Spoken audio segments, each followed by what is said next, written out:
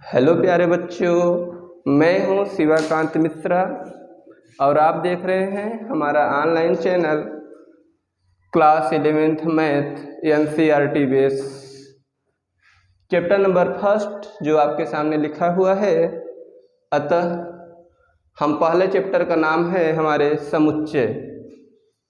समुच्चय के बारे में आज हम लोग जानते हैं क्या समुच्चय होता है या समुच्चय के कितने प्रकार होते हैं, समुच्चय किसे कहते हैं।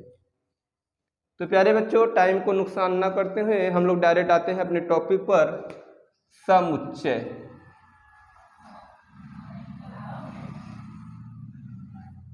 समुच्चय को हम कह सकते हैं कि ऐसी कोई वस्तु जिसको सुपरिभाषित या सुव्यवस्थित किया जा सके।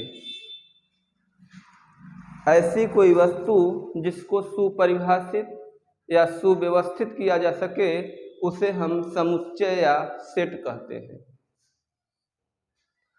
अब उस वस्तु के स्थान पर हमारा प्राकृतिक संख्याएं हो सकती है, पूर्ण प्राकृतिक संख्याएं हो सकती है, या किसी भी वस्तु का संग्रह हो सकता है। कुछ भी ले सकते हैं आप, एकदम फ्री हैं। बस वह डिफिनीशन इस प्रकार से हो कि जो डिफिनीशन आप बताएं उसका सेम प्रत्येक व्यक्ति पर वही लागू हो, उसे हम कहते हैं समुच्चय या सेट।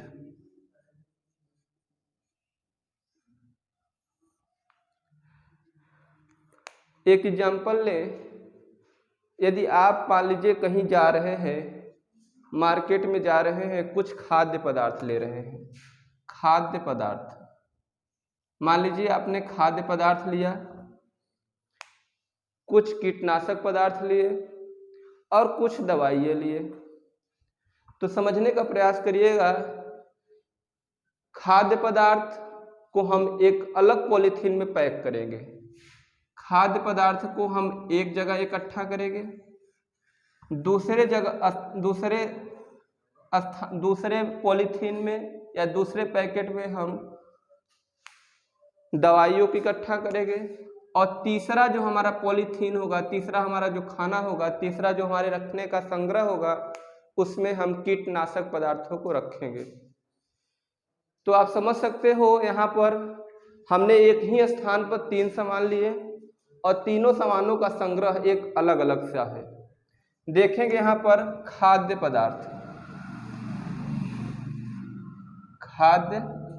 पदार्थ, दवाइयाँ और कीटनाशक।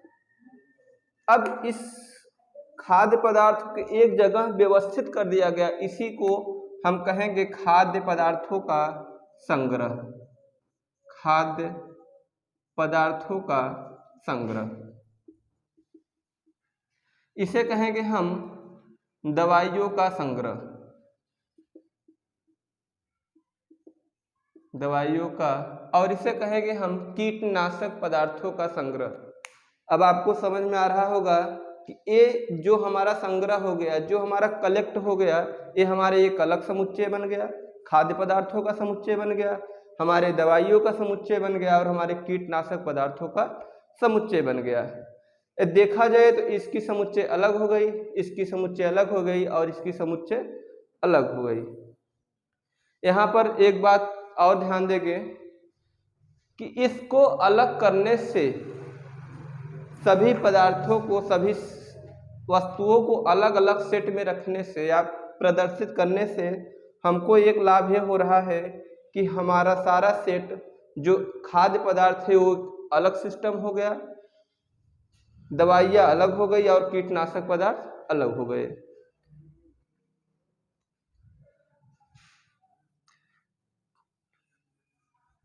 ठीक इसी प्रकार दूसरी परिभाषा देखते हैं। हम कह सकते हैं, हम कह सकते हैं कि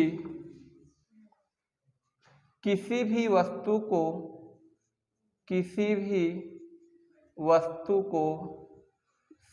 परिभाषित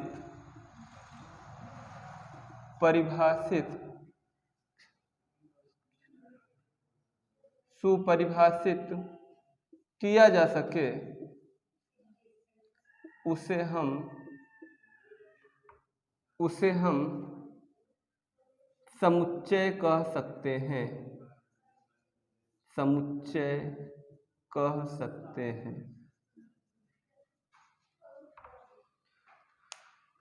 अब हम आते हैं थोड़ा सा अपने डिफिनीशन पर ध्यान देते हैं।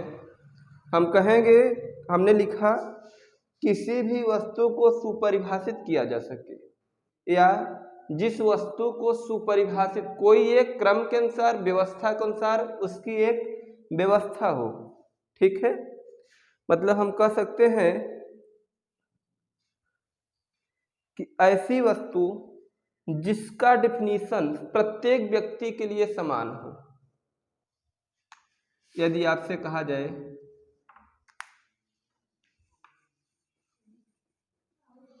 एग्जाम्पल, हम कहेंगे प्राकृतिक संख्याओं का समुच्चय, प्राकृत संख्याओं का समुच्चय। यदि देखा जाए प्राकृतिक संख्याओं का समुच्चय होगा हमारा 1 2 3 4 5 डैश डैश डैश।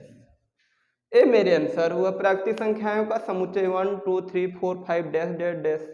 ठीक इसी प्रकार यदि मैं आपसे प्राकृतिक संख्याओं का समुच्चय पूछेंगे तो आपका भी आंसर होगा 1 2 3 4 5 डैश डैश डैश। किसी अन्य स्टूडेंट से या किसी भी व्यक्ति से हम पूछेंगे तो उसका भी आंसर हमारा होगा 1 2 3 4 5 6 डैश डैश डैश। यहाँ पर आप देख रहे हैं सभी व्यक्ति के अनुसार, सभी स्टूडेंट के अनुसार प्राकृतिक संख्याओं का समुच्चय का आंसर एक ही हो रहा है, जिसे हम कहेंगे सुपरिभाषित। यह एक परिभाषा के अनुसार सेट किया गया है, जिसे हम समुच्चय कहते हैं। बात समझ में आए? अब आगे चलते हैं, हम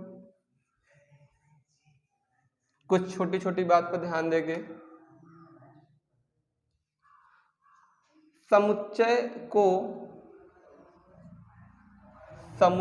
को हमेशा अंग्रेजी के बड़े अक्षरों में लिखा जाता है। Example A B C D etc। आपके सामने लिखा है समुच्चय को हमेशा अंग्रेजी के बड़े अक्षरों में लिखा जाता है। प्यारे बच्चों, आपको समझ में आता होगा, हमने एक उदाहरण दिया था दवाइयों का समुच्चय, दवाइयों का समुच्चय। यदि इसको समुच्चय के अनुसार प्रदर्शित करेंगे तो मान सकते हैं, माना ए कोई सेट है और ए सेट में दवाइयों का समुच्चय को हम इस प्रकार से लिख सकते हैं। दोनों साइड में मझले कोष्टक के अंदर हम लिखेंगे दवाइयों का समुच्चय। प्राकृतिक संख्याओं का समुच्चय माना B बराबर प्राकृत संख्याओं का समुच्चय। बात क्लियर हुआ? ठीक है, इस प्रकार इसको नोट करिए आप। चलते हैं आगे।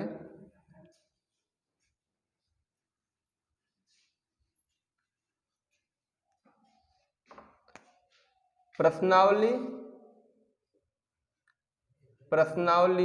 1.1।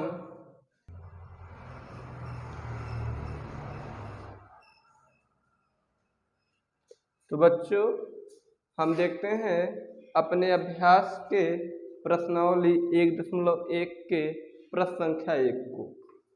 आपको हम समुच्चय के बारे में बहुत अच्छी तरह समझा चुके हैं, समुच्चय किसे कहते हैं। हमारा प्रश्न है, निम्नलिखित में से कौन से समुच्चय हैं कौन से समुच्चय हैं, अपने उत्तर का औचित्य बताना है। प्रश्न आपके सामने लिखा है, इसमें प्रश्न बोल रहा है कि इस प्रश्न में से कौन सा समुच्चय है और अपने उत्तर का कारण या औचित्य बताइए। तो आप कर सकते हैं बहुत आसानी से। कह रहा है जे अक्षर से प्रारंभ होने वाले वर्ष के सभी महीनों का संग्रह। आप लोग को याद होगा हमने एक डिफिनीशन बताया था कि ऐसा कोई डिफिनीशन हो जो जिस डिफिनीशन का सब प्रत्येक स्टूडेंट के अनुसार एक हो, प्रत्येक बच्चे के अनुसार एक डिफिनीशन हो या एक उत्तर हो, उसे हम कह सकते हैं कि वह समुच्चय है। पहले सवाल को देखते हैं। जे अक्षर से प्रारंभ होने वाले वर्ष के सभी महीनों का समुच्चय। अब हमारे अनुसार इस प्रश्न का उत्तर देखिए, वर्ष में कितने महीने होते हैं, 12 महीने। कह रहा है जे अक्षर से प्रारंभ होने वाले, जनवरी,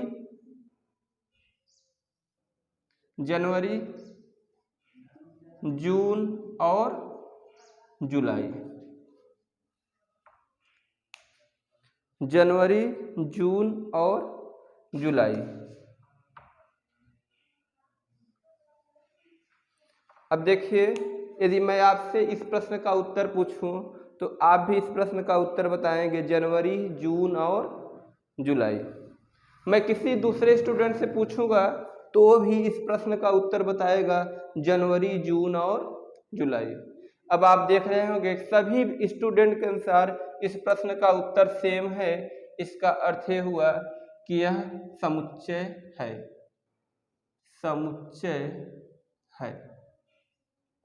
बात क्लियर हुआ? आगे चलते हैं। भारत के 10 सबसे अधिक प्रतिभाशाली लेखकों का संग्रह।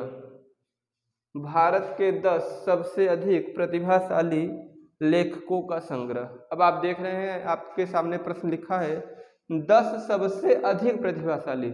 तो सबसे पहले तो आप एक बात जानिए, जब प्रतिभाशाली आ जाए तो वो समुच्चय नहीं हो सकता, क्योंकि जो प्रतिभाशाली होते हैं वो कभी फिक्स नहीं होते।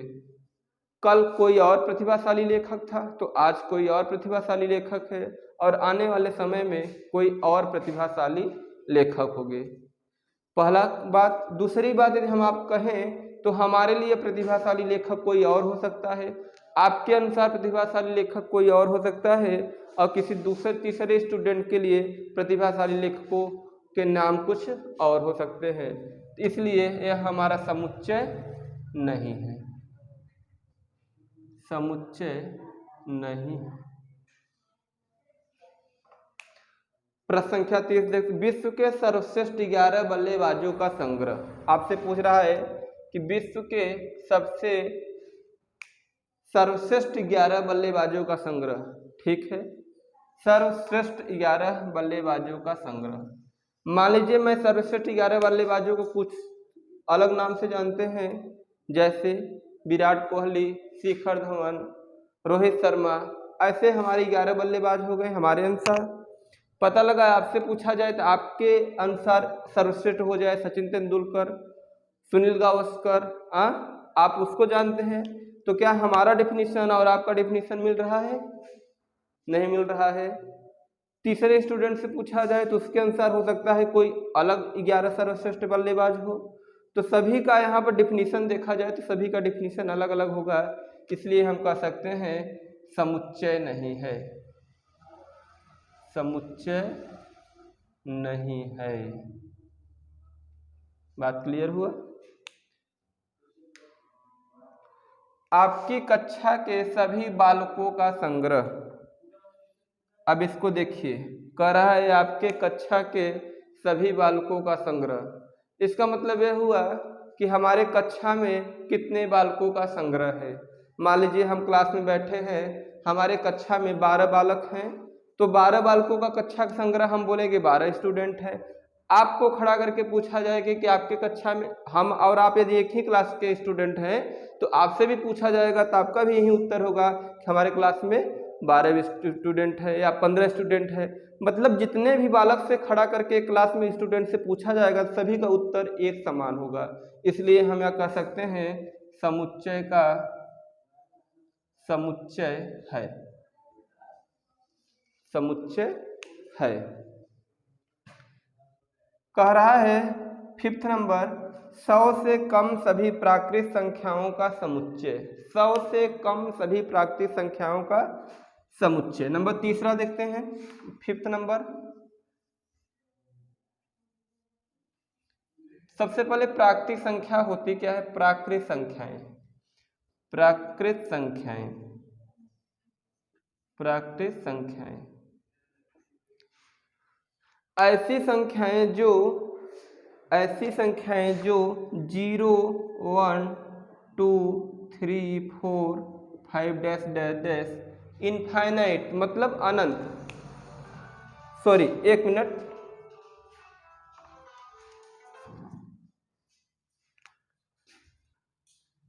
ऐसी संख्याएं जो 1 से लेकर के इनफाइनाइट तक संख्याएं चलती रहती है उसे हम कहते हैं प्राकृत संख्याएं। यदि इसमें शून्य को लगा दिया जाए तो पूर्ण प्राकृत संख्याएं, पूर्ण प्राकृत संख्या। इस प्राकृत संख्याओं को n से प्रदर्शित करते हैं। यदि 0 प्लस n कर दिया जाए मतलब 0 1 2 3 4 डैश डैश डैश, इसको कहते हैं पूर्ण प्राकृत संख्याएं। तो हमारा नंबर 1 पहले आप जान लीजिए, प्राकृत संख्याएं किसे कहते हैं? 1 से लेकर के इनफाइनाइट तक संख्याओं को प्राकृत संख्याएं और 0 से लेकर के इनफाइनाइट तक संख्याओं को पूर्ण प्राकृत संख्या कहा जाता है। अब इसमें प्रश्न पर ध्यान देते हैं, 100 से कम सभी प्राकृत संख्याओं का समुच्चय। 100 से कम, 100 से कम यदि मुझसे पूछा जाए कि 100 से कम सभी प्राकृत संख्याओं का समुच्चय, तो हमारा उत्तर होगा 1 2 3 4 5 6 7 8 डैश डैश डैश। 100 से कम मतलब 99। बात समझ में आया? यदि आपसे पूछा जाए कि 100 से कम सभी प्राकृत संख्याओं का संग्रह, तो आप भी बताएंगे 1 2 3 डैश डैश डैश 99। किसी अन्य स्टूडेंट से पूछा जाएगा तो उसका भी उत्तर यही सेम होगा। तो हम कह सकते हैं कि यह पूरा डिफिनीशन क्या है, एक परिभाषित है। तो हम कह सकते हैं 100 से कम सभी प्राकृत संख्याओं का समुच्चय है, समुच्चय है। ठीक है, अगला देखते हैं, लेखक प्रेमचंद्र द्वारा लिखित उपन्यासों का संग्रह। लेखक प्रेमचंद्र द्वारा लिखित सभी उपन्यासों का संग्रह। कह रहा है कि लेखक प्रेमचंद्र जो उपन्यास लिखे हैं उसका संग्रह समुच्चय है कि नहीं है। यदि हमसे पूछा जाए प्रेमचंद्र के लेखक का समुच्चय, तो जितने वो संग्रह, तो जितने प्रेमचंद्र जी लिखे हैं उसको हम बताएंगे प्रेमचंद्र के लेखक का नाम। लेखक प्रेमचंद्र, लेखक प्रेमचंद्र के उपन्यासों का नाम, उपन्यासों का नाम। आपके अनुसार भी उसी लेखक प्रेमचंद्र के उपन्यासों का नाम वही होगा, हमारे अनुसार भी लेखक प्रेमचंद्र के उपन्यासों का नाम वही होगा। और किसी भी व्यक्ति से पूछा जाए तो लेखक प्रेमचंद्र के उपन्यासों का नाम सेम वही होगा। तो हम कह सकते हैं समुच्चय है। यदि आपको जहां नहीं समझ में आएगा कमेंट में कर दीजिएगा, हम आपको पुनः समझाने का प्रयास करेंगे। कर सभी सम पूर्णांकों का संग्रह। पहले हम देखते हैं पूर्णांक होता क्या है।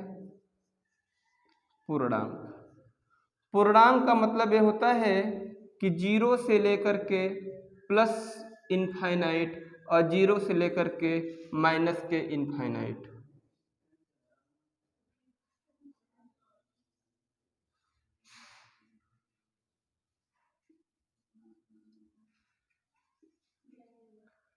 अब संपूर्णांकों की संपूर्णांकों का संग्रह कर रहा है तो हम कह सकते हैं -2, +2 -4 +4, मतलब कि सभी स्टूडेंट के अनुसार सम पूर्णांकों का समुच्चय होगा -2 +2 -4 +4 -6 +6 इस प्रकार डैश डैश डैश। आपसे भी पूछा जाएगा तो आप भी बताएंगे सम पूर्णांकों का संग्रह +-2 +-4 +-6 इस प्रकार यह हमारा समुच्चय है।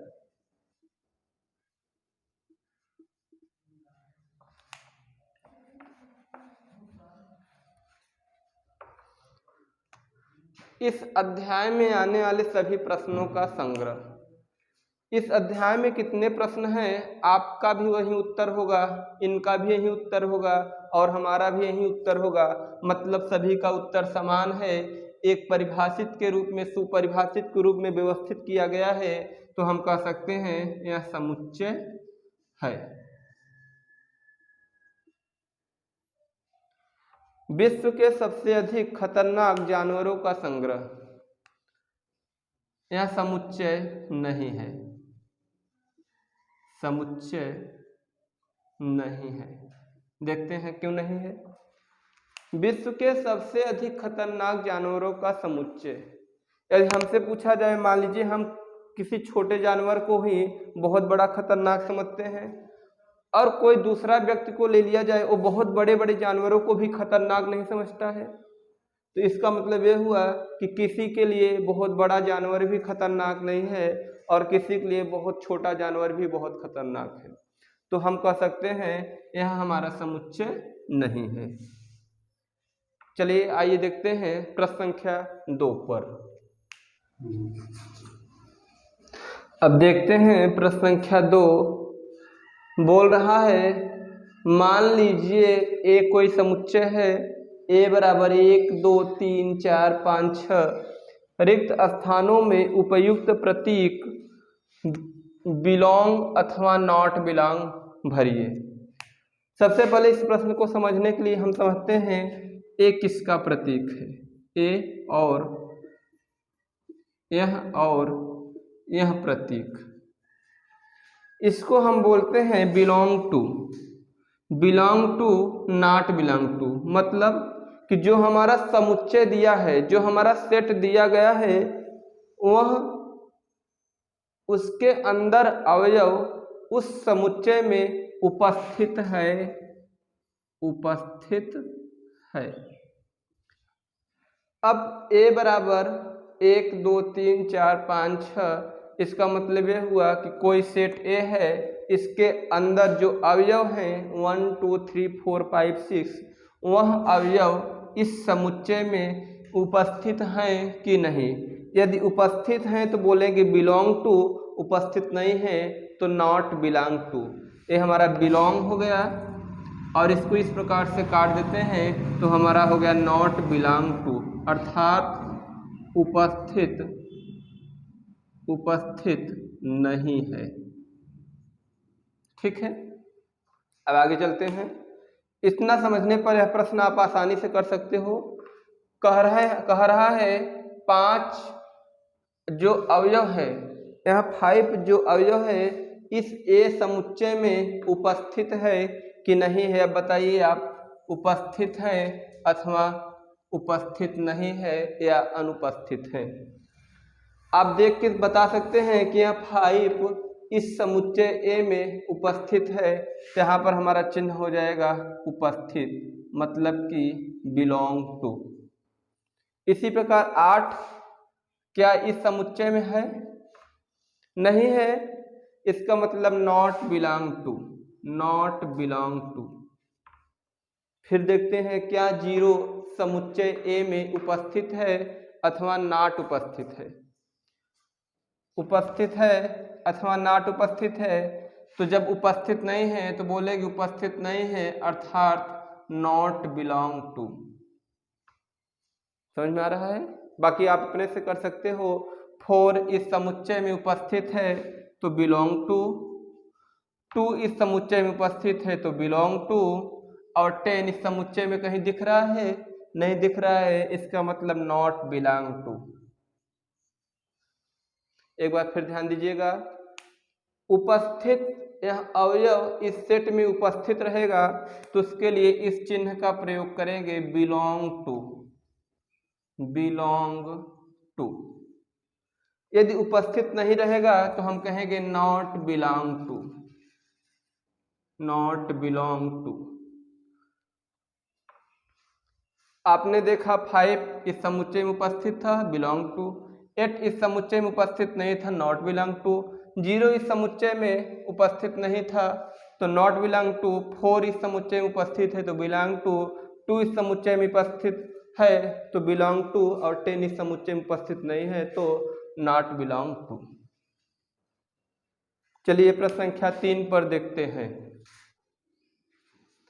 प्रश्न संख्या 3 आपके सामने लिखा हुआ है, निम्नलिखित समुच्चय को रोस्टर रूप में लिखिए।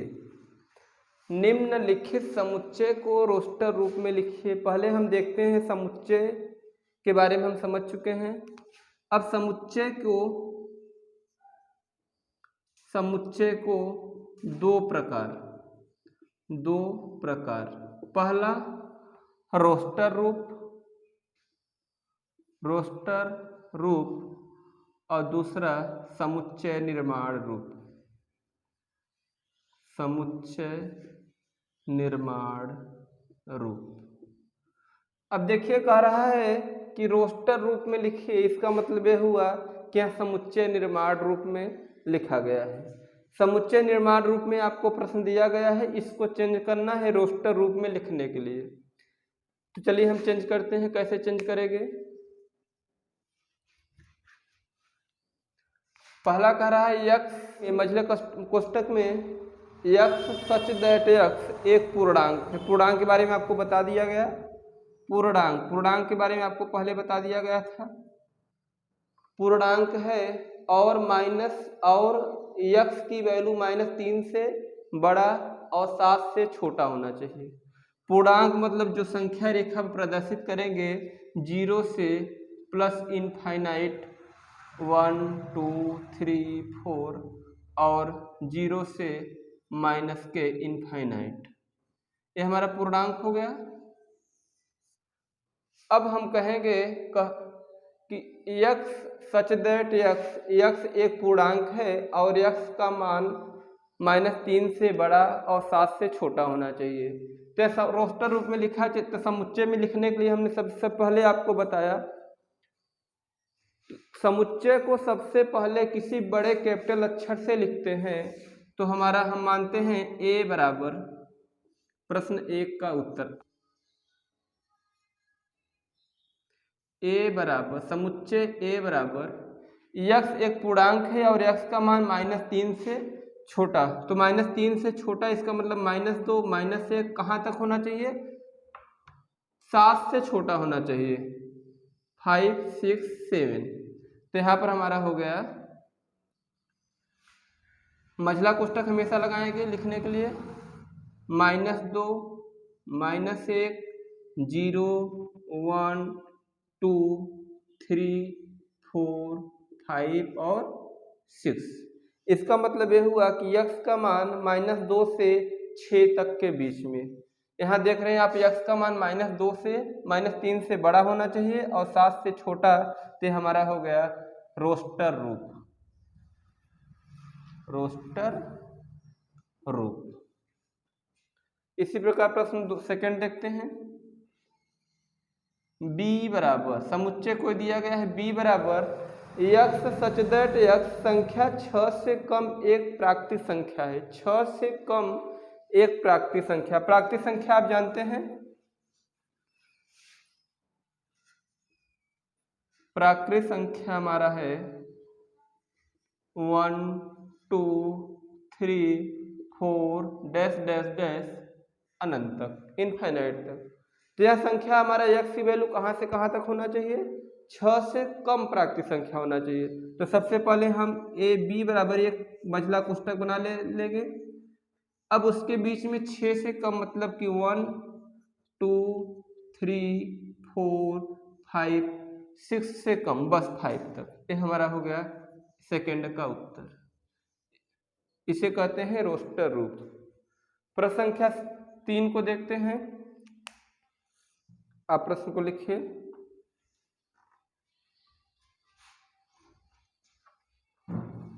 प्रश्न संख्या III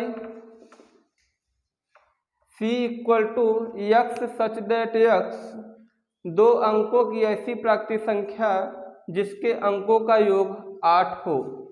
प्राकृतिक संख्या आपको बता दिया गया है ऐसी संख्या जो 1 2 3 4 5 डैश डैश डैश अनंत तक आपके सामने लिखा हुआ है। अब इस संख्या का यूज करके आपको ऐसी संख्या बनाना है जिसका योगफल क्या हो, 8 हो। चलिए हम बना लेते हैं। माना कोई समुच्चय C बराबर, पहला हमारा बनेगा 1 7। देखिए 1 और 7 को जोड़ेंगे जिसका योगफल कितना बनेगा, 8 बनेगा। दूसरा 2 6 3 5 4 4 5 3 5 3 1 7 2 6 3 5 4 4 5 6 5 7 1 6 2 और 8 0। देखिए सभी संख्याओं का योग क्या 8 हो रहा है। 8 + 0 8, 6 + 2 8, 7 + 1 8, 5 + 3 8, 4 + 4 8 और 3 + 5 8, 2 + 6 8, 1 और 7 8। ये हमारा हो गया रोस्टर रूप। रोस्टर रूप। नेक्स्ट सवाल देखते हैं 4th को। आई भी डी कोई सेट दिया गया है D x such that x एक अभाज्य संख्या है। सबसे पहले हम समझेंगे अभाज्य संख्या होती क्या है। अभाज्य संख्या यहां पर देखते हैं। अभाज्य संख्या,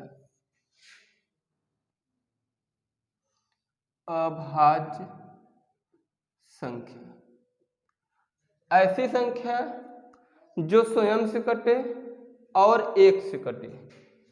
जो संख्या स्वयं और 1 से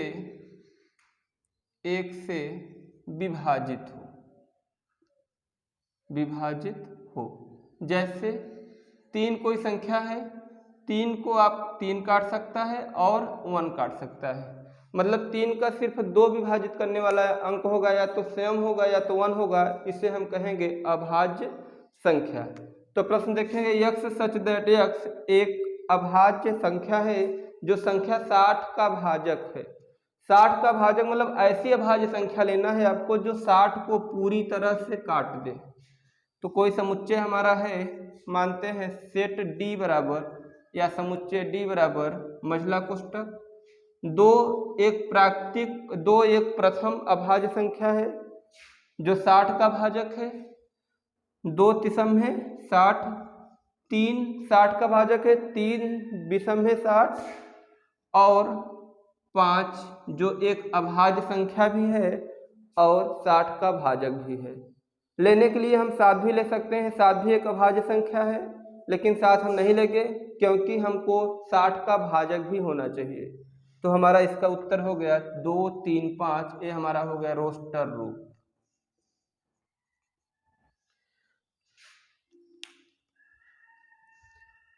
आगे चलते हैं। आगे चले बच्चों। चलिए भाई नेक्स्ट क्वेश्चन 5th दिया है E बराबर ट्रिग्नोमेट्री शब्द के सभी अक्षरों का समुच्चय। ट्रिग्नोमेट्री समुच्चय, सबसे पहले आप ये जान लीजिए कि समुच्चय को किसी सेट से प्रदर्शित करते हैं। मानते हैं इसको E से प्रदर्शित किया गया है। E के कैपिटल अक्षर E से प्रदर्शित किया गया है और जो इसके अंदर रखे जाते हैं उसे बोला जाता है अवयव। इसे बोला जाएगा सेट या समुच्चय और इसके अंदर जो रखे गए इस सेट के अवयव होंगे।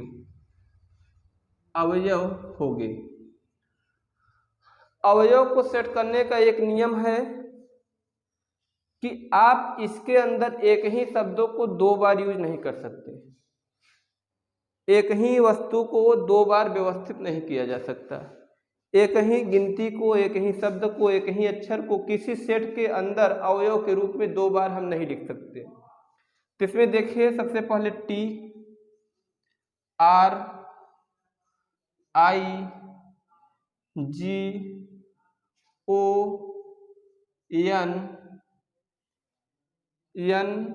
ओ एक बार आ चुका है तो हम नहीं लिखेंगे क्योंकि एक बार यूज हो चुका है।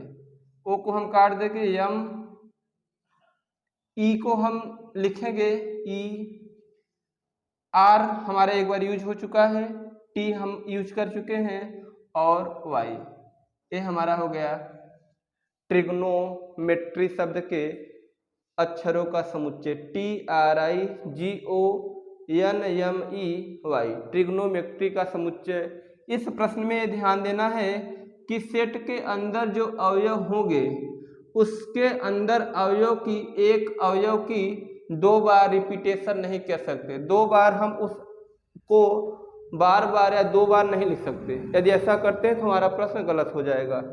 आप यहाँ देखिए एक ओ की प्रयोग यहाँ किया गया है, एक ओ की प्रयोग यहाँ किया गया है, तो हम सिर्फ एक ओ को प्रयोग करें हैं।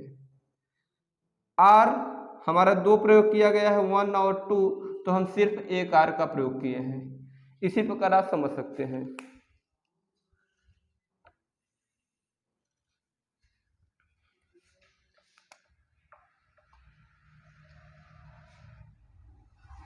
एफ बराबर बेटर, BETTER शब्द के सभी अक्षरों का समुच्चय।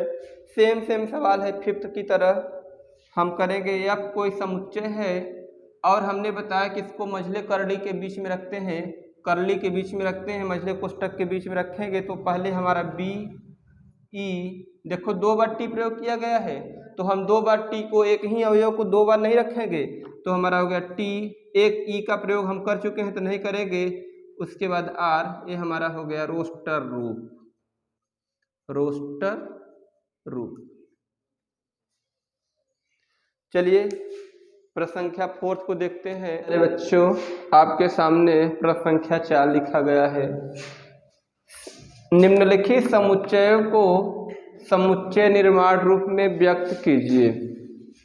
अभी इसके पहले आपने पढ़ा था निम्नलिखित समुच्चय को रोस्टर रूप में व्यक्त कीजिए, मतलब हमारा समुच्चय निर्माण में लिखा था तो हमने रोस्टर रूप में चेंज किया। अब हमारा समुच्चय निर्माण में रूप में व्यक्त करना है, रोस्टर रूप में लिखा है और समुच्चय निर्माण में चेंज करना है। तो प्रश्न संख्या 1 को देख रहे हैं हम। ये हमारा वेरी इंपॉर्टेंट क्वेश्चन है। 3, 6, 9, 12, 3 दूनी 6, 3 त्रिका 9, 3 चौके 12। मतलब कह सकते हैं कि जो n हमारा बढ़ रहा है वो 3 के रूप में बढ़ रहा है, ठीक है, 3 के गुना के रूप में बढ़ रहा है। तो हम लिख सकते हैं यहाँ पर, माना कोई सेट A बराबर x सच दैट x एक प्राकृतिक संख्या है, एक प्राकृत संख्या है, जहां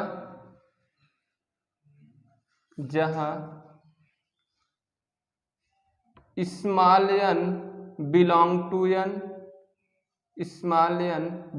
n, हमारा जो n होगा ये प्राकृतिक संख्याओं में बिलोंग करेगा, और n बराबर 3, x बराबर 3n, x बराबर 3n, व हम लिख सकते हैं कि n की मान 1 से बड़ा या बराबर होगा, 4 से छोटा या बराबर होगा। प्रश्न संख्या 2 देखते हैं।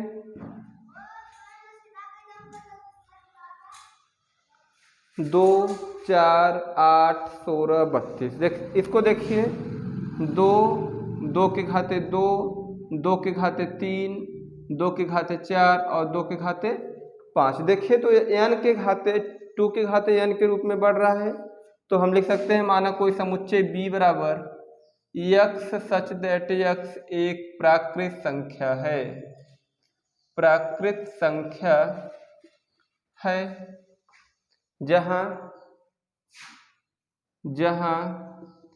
n बिलोंग टू n और n बिलोंग टू n और x बराबर हम लिख सकते हैं 2 के घाते n के रूप का व हमारे n का मान कहाँ से कहाँ तक होना चाहिए, n का मान 2 के घाते 1, 2 के घाते 2 मतलब 1 के बराबर या बड़ा होगा। कहाँ तक ले है हमारा 5 के बराबर या 5 तक, जिसे हम कहेंगे समुच्चय निर्माण रूप। इसको प्रश्न को देखिए 5 सेम सवाल है, 5 5 की घाते 2, 5 की घाते 3, 5 की घाते 4। लिख सकते हैं माना कोई समुच्चय C बराबर x सच दैट x एक प्राकृत संख्या है, प्राकृत संख्या है जहाँ n बिलोंग टू n और x बराबर 5 के घाते 1 2 3 4 मतलब n के रूप का बढ़ रहा है, के रूप का, और n का मान 5 के घाते 1 मतलब 1 से बड़ा या बराबर, 4 से छोटा या बराबर होगा। इस प्रश्न को देखते हैं माना कोई समुच्चय है, समुच्चय C बराबर, देखिए इसको किस रूप में बढ़ रहा है 2 4 6 8 डैश डैश डैश, तो हम कह सकते हैं यह प्राकृतिक सम संख्याओं के रूप में बढ़ रहा है। अतः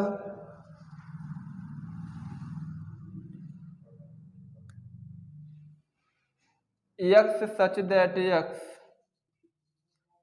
एक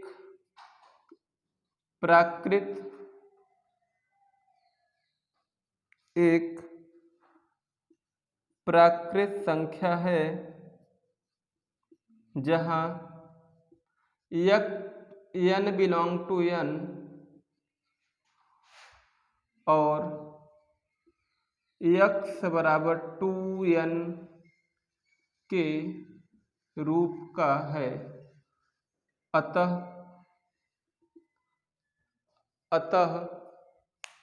हम लिख सकते हैं कि यह एक प्राकृतिक सम संख्या है, एक प्राकृत सम संख्या है, सम संख्या है।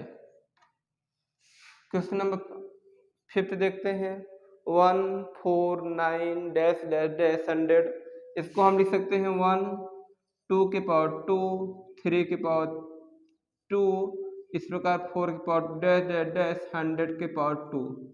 आप समझ रहे हैं 100 को मैं लिख सकता हूँ 10 टू पावर 2, 10 के घाते 2 का मान हो गया हमारा 100। हम लिख सकते हैं माना कोई हमारा समुच्चय D बराबर x सच दैट x एक प्राकृत संख्या है, प्राकृत संख्या है जहाँ n बिलोंग टू n और किस रूप में बढ़ रहा है, x बराबर n के घाते 1 के रूप में बढ़ रहा है।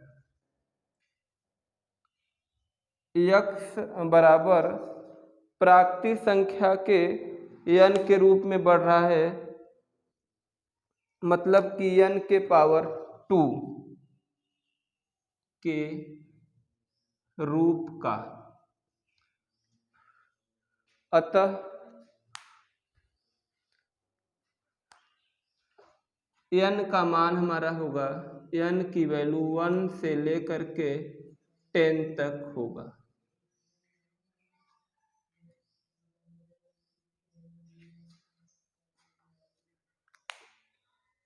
प्रश्न एक बार फिर समझते हैं हम लोग।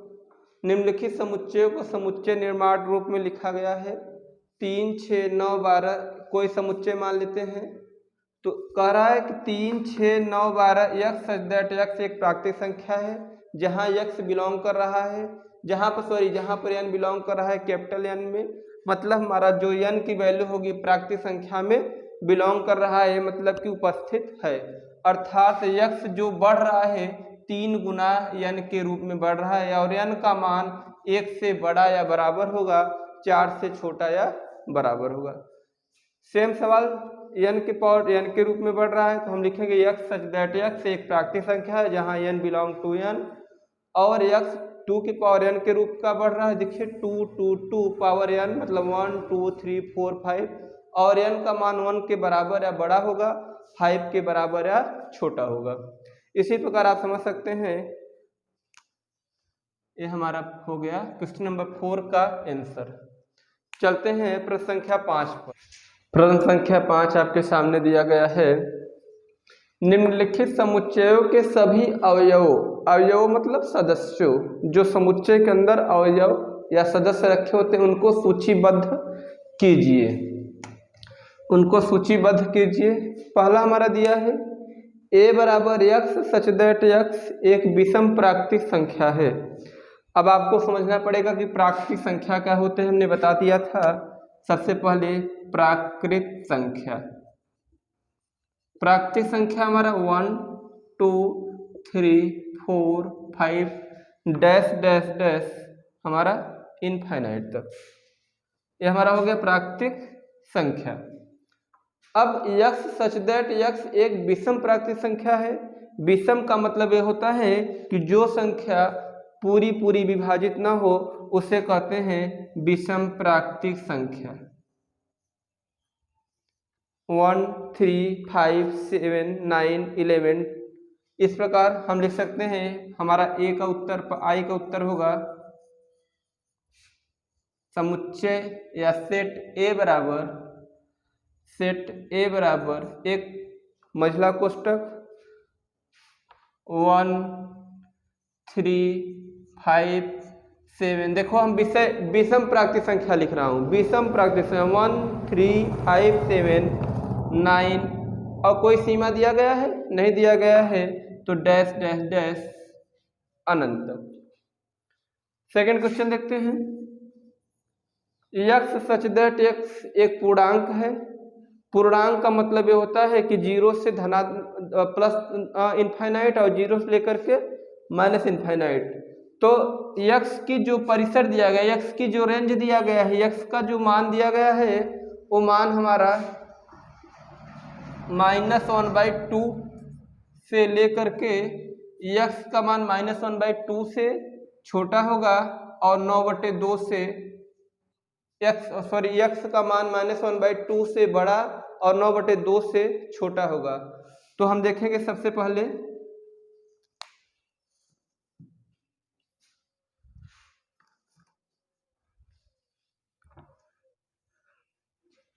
यहाँ आप देखिएगा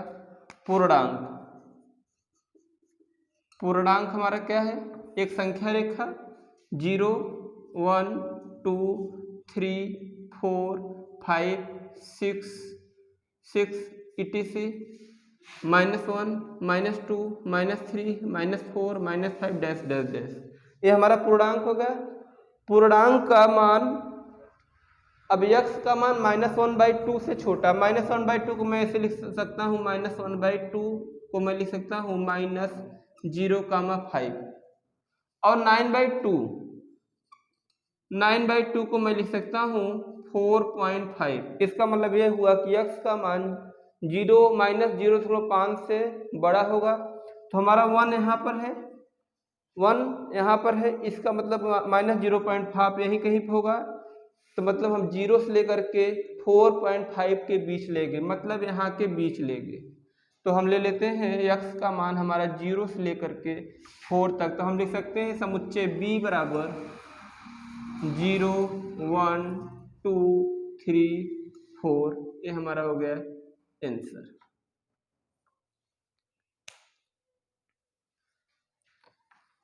प्रश्न को नोट करते चलिएगा।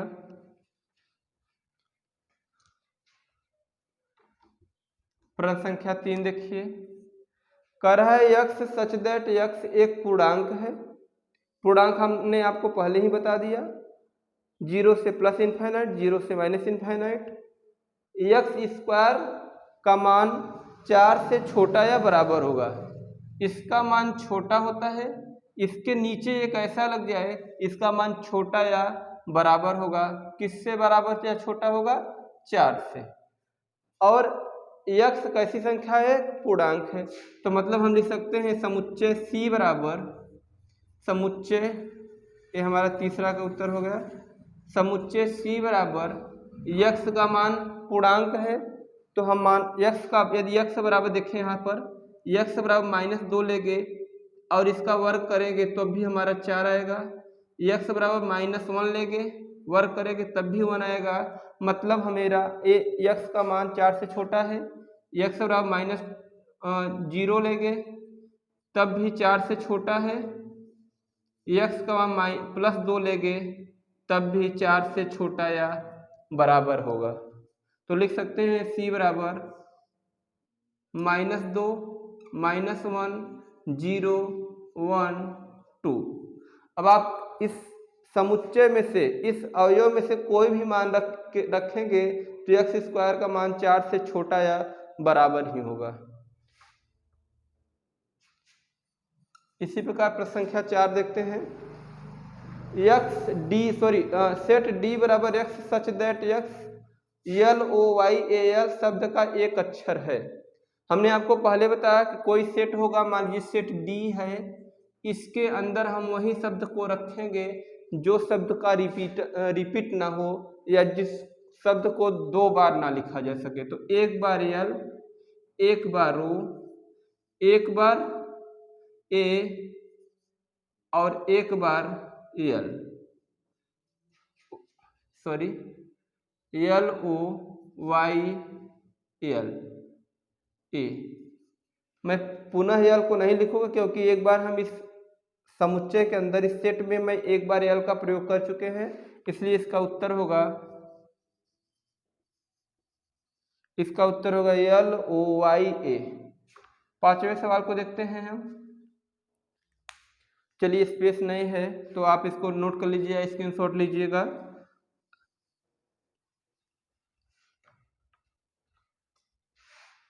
प्रश्न संख्या 5 5th देखिए, यक्स सच दैट यक्स वर्ष का एक ऐसा महीना जिसमें 31 दिन नहीं होते हैं।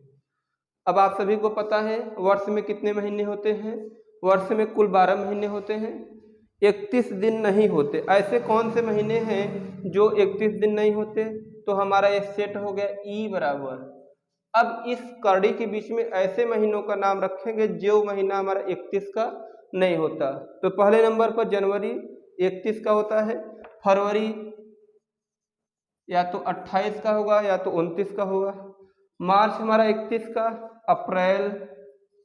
अप्रैल 30 का होता है। हमें वह संख्या नहीं लेना है जो 31 दिन नहीं होते, जिस महीनों में 31 दिन नहीं होते। तो हमारा जो फरवरी, अप्रैल, मई हमारा होता है, जून 30 का होता है, 30 दिनों का महीना होता है, जुलाई अगस्त नहीं होगा, सितंबर होगा, अक्टूबर नहीं होगा, अक्टूबर 31 का होगा,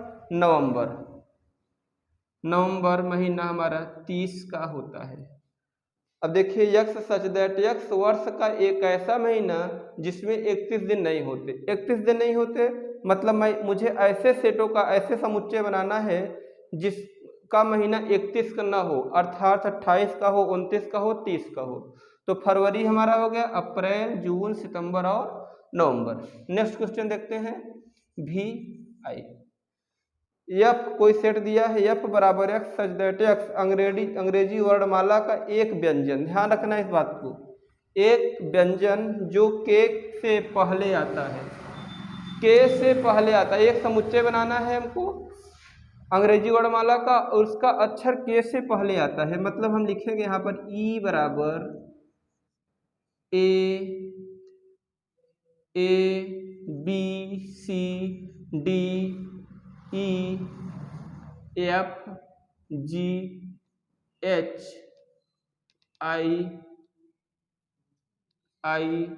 जे के से पहले आता है। देखिए यक्स सच दैट यक्स अंग्रेजी वर्णमाला का एक व्यंजन जो के से पहले आता है, तो हमने लिख दिया A B C D E F G H I J, लेकिन यहाँ पर बोल रहा है व्यंजन की बात कर रहा है, मैंने स्वर और व्यंजन दोनों रख दिया है। अब इसमें से हम हटा देते हैं, ये हमारा स्वर है हटा दिया, हम ई को हटा दिए, आई को हटा दिए, अब हमारा क्या बचा B C D F G H और जे, ये हमारा हो गया अंग्रेजी वर्णमाला, क्या अंग्रेजी वर्णमाला, अंग्रेजी वर्णमाला का एक व्यंजन है जो के से पहले आता है। देखिए हमने व्यंजन को लिखा है B C D F G H J, यदि मैं इसमें ए डाल दूं, इसमें ई डाल दूं, यहाँ पर आई डाल दूं, तो अंग्रेजी वर्णमाला के स्वर और व्यंजन दोनों हो जाएंगे। मुझे व्यंजन नहीं लिखना है, मुझे केवल स्वर नहीं लिखना है, केवल व्यंजन लिखना है, जिसका उत्तर हुआ B C D F G H J. आइए लास्ट क्वेश्चन देखते हैं इस चैप्टर का, प्रश्न संख्या 6।